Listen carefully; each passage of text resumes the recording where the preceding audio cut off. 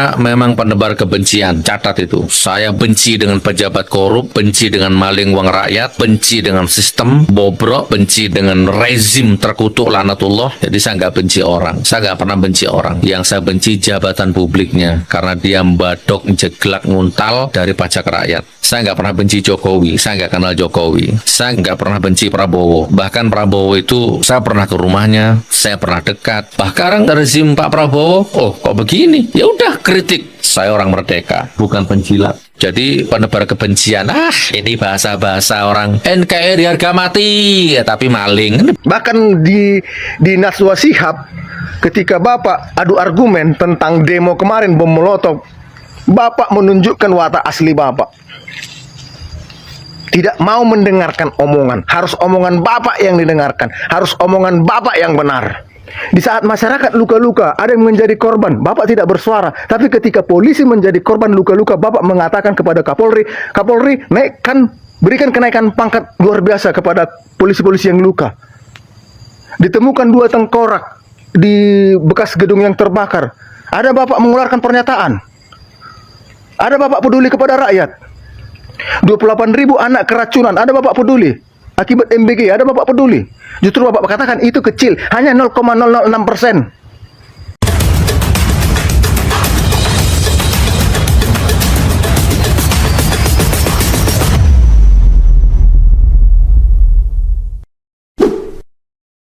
Ya, mengkritik itu harusnya tugas DPR. DPR digaji untuk mengkritik, mengontrol pemerintah. Tapi karena DPR-nya nggak mengontrol, DPR-nya termul, maka lahirlah orang-orang yang sekarang pada kritis. Jutaan orang lahir dari kesunyian, meledak dari jiwa-jiwa yang selama ini terdiam, sekarang pada berontak semua.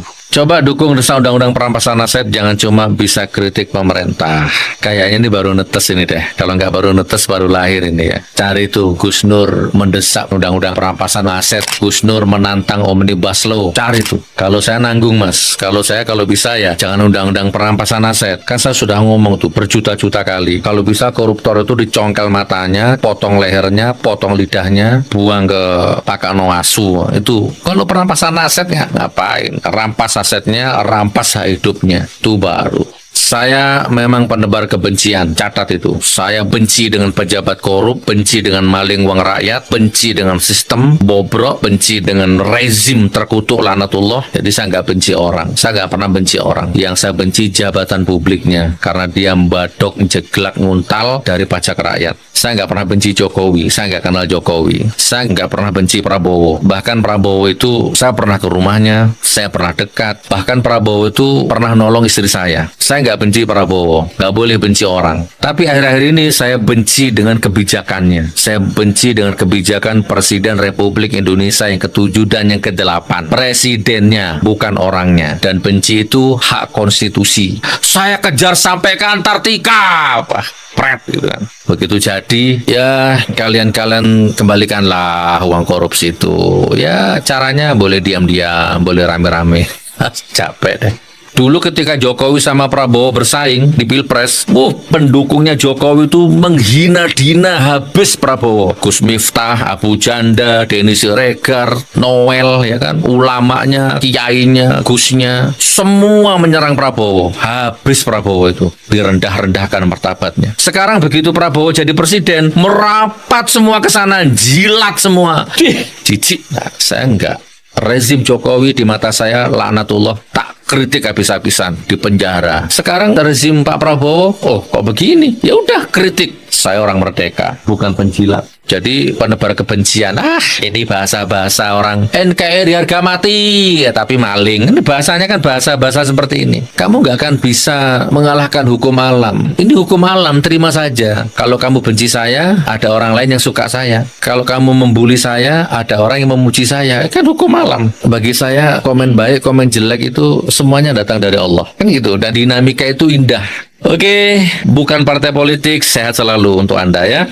Jenderal-jenderal kita yang paling hebat, paling jago, dimaki-maki, dituduh. Kalau kuperhatikan, setiap pidato Bapak Prabowo ini selalu memposisikan diri Bapak Prabowo ataupun pemerintah ataupun aparat korban. Selalu menjadi tersangka rakyat. Selalu Bapak Prabowo berpidato Walaupun banyak yang tidak suka dengan saya, walaupun banyak orang yang menghina, mencaci maki, walaupun banyak yang tidak suka dengan kebijakan-kebijakan pencapaian pemerintah, itu saja pidato Bapak. Baru setelah itu, setelah memposisikan diri korban, lalu Bapak memuji-muji, buat program sendiri, memuji program sendiri. Kita berhasil, kita berhasil, kita berhasil. Enggak begitu Bapak. Pemimpin itu enggak begitu. Enggak begitu pemimpin itu Bapak. Pemimpin itu bijaksana, bisa mengayomi, ya, jadi panutan, jadi penyejuk masyarakat. Orang yang mendengarkan pidatomu bangga. Ini enggak. Selalu Bapak posisikan pemerintah korban, rakyat ini pelaku. Padahal faktanya rakyat yang korban, pemerintah pelaku, aparat pelaku. Pelanggaran HAM itu nggak harus ngebom rumah sakit, nggak harus ngebom sekolah. Menggunakan seragam menginjak rakyat dari tanahnya itu pelanggaran HAM. Menggunakan seragam mengusir rakyat dari tanahnya itu pelanggaran HAM. Mengintimidasi rakyat itu pelanggaran HAM. Nggak harus ngebom. Lihat penderitaan rakyat ini Bapak.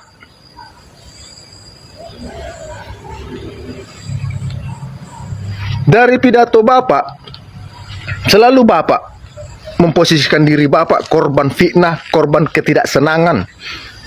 Selalu rakyat ini yang menjadi pelaku, menjadi tersangka. Termasuk demo kemarin. Bahkan di Najwa Shihab, ketika Bapak adu argumen tentang demo kemarin bom molotov, Bapak menunjukkan watak asli Bapak. Tidak mau mendengarkan omongan. Harus omongan Bapak yang didengarkan. Harus omongan Bapak yang benar. Ketika berdebat dengan Najwa Shihab mengenai demo kemarin. Padahal provokatornya adalah DPR RI dan pemerintah. Tapi Bapak mengatakan ada provokator, ada provokator. Kenapa masyarakat demo kemarin? Karena menuntut supaya disahkan RUU perampasan aset koruptor kepada DPR RI. Tapi DPR RI tidak mau mendengarkan, sehingga ada hashtag bubarkan DPR RI.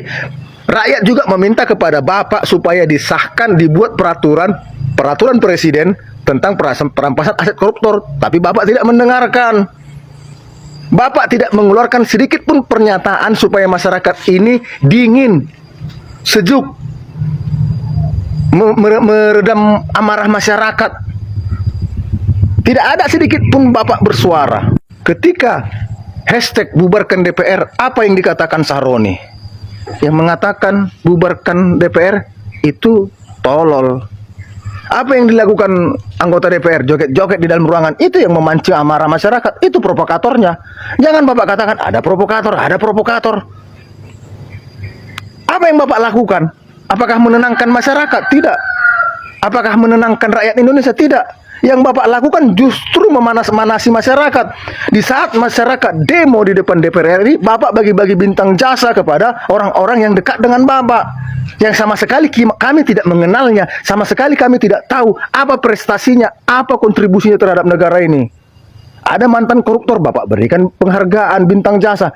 Adik kandung Bapak, Bapak berikan penghargaan bintang jasa. Kami nggak tahu apa kontribusi adik Bapak ke negara ini. Di saat masyarakat luka-luka, ada yang menjadi korban, Bapak tidak bersuara. Tapi ketika polisi menjadi korban luka-luka, Bapak mengatakan kepada Kapolri, Kapolri berikan kenaikan pangkat luar biasa kepada polisi-polisi yang luka. Ditemukan 2 tengkorak di bekas gedung yang terbakar. Ada Bapak mengeluarkan pernyataan. Ada Bapak peduli kepada rakyat. 28.000 anak keracunan, ada Bapak peduli. Akibat MBG, ada Bapak peduli. Justru Bapak katakan itu kecil, hanya 0,006%. Tapi Bapak lebih peduli kepada gedung DPR RI. Bapak lebih peduli kepada gedung pemerintah. Bapak seolah-olah memposisikan pemerintah ini korban kejahatan rakyat. Padahal di dalam gedung DPR itu penjahatnya semua. Tapi giliran masyarakat menjadi korban keracunan massal MBG, Bapak mengatakan itu kecil.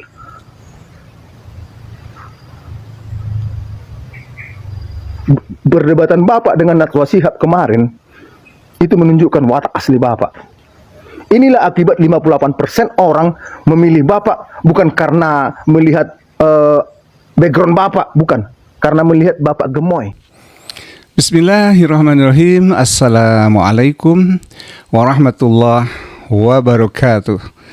Apa kabar sahabat channel? Semoga sehat selalu ya, dan semoga selalu dimudahkan rezekinya oleh Allah Subhanahu wa taala. Amin ya rabbal alamin. Sahabat, sepertinya rakyat sudah kesalnya sampai ke ubun-ubun ya, sehingga ada salah satu netizen yang sudah kita tonton bersama tadi mengatakan bahwa jangan-jangan memang watak aslinya Pak Prabowo seperti itu. Ini kata netizen ya, dan semoga tidak ya.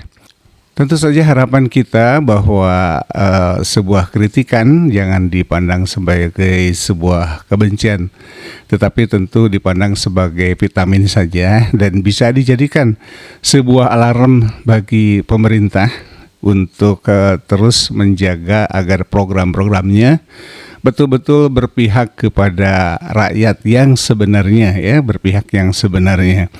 Dan tentu saja kalimat-kalimat yang disampaikan oleh netizen ini beragam dalam rangka menyampaikan kritikannya, dari mulai yang halus sampai pedas seperti yang tadi di dua video, yang pertama dan yang kedua dari Gus Nur ya, yang sepertinya beliau kecewa sekali dengan program Pak Prabowo ini. Ya, tentu saja beliau menyampaikan ini sebagai sebuah kritik membangun ya bagi pemerintah ya, bagi pejabat publik ya, bagi jabatan presidennya, bukan kepada personal seperti yang dijelaskan oleh Gus Nur tadi. Dan kita juga berharap agar presiden senantiasa berhentilah ya untuk terus curhat ya, bahkan terkesan membela diri ya, apalagi kalau kita mengingat di MBG ya, MBG ini katanya sudah melahirkan, menurut Pak Presiden sudah menciptakan 1 juta lapangan kerja, tapi kan 1 juta dibanding 19 juta masih jauh ya, apalagi program ini penuh dengan kontroversial. Nah, bagi kita sebagai rakyat senantiasa ya sama-sama kita akan kawal ya programnya Pak Prabowo ini untuk terus ada pada jalur menuju atau berpihak kepada rakyat yang sesungguhnya ya, pada jalur yang benar begitu ya.